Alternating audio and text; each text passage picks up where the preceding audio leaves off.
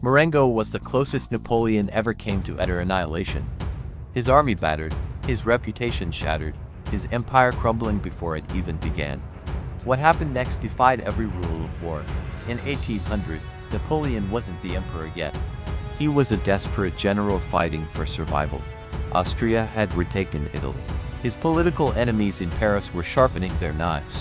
One defeat would end him forever. So he did something insane. He marched 40,000 men across the Alps in May. Crossing the mountains was the easy part. On June 14th, he thought the Austrian army was retreating. His intelligence reports said they were scattered, demoralized, running. Every single piece of information was dead wrong. General Melas had concentrated 31,000 troops near a tiny village called Marengo. Napoleon walked into this trap with barely 18,000 men. Surely Napoleon had a plan. But when I read his letters from that morning, I realized something terrifying. He had no idea what was coming. At 6 a.m., the Austrian cannons erupted. I've studied hundreds of Napoleonic battles, but this was different. This was systematic destruction. Wave after wave of Austrian infantry smashed into the French line. Napoleon's men were giving ground everywhere.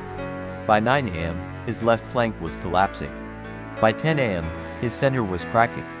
His veterans, the same soldiers who'd conquered Europe, were running. But here's what really chilled me. Napoleon's own generals were begging him to retreat. And for the first time in his career, he was listening. I found a dispatch Napoleon wrote at 11 a.m. that morning. His handwriting was shaky, urgent. The battle is lost. Prepare for withdrawal.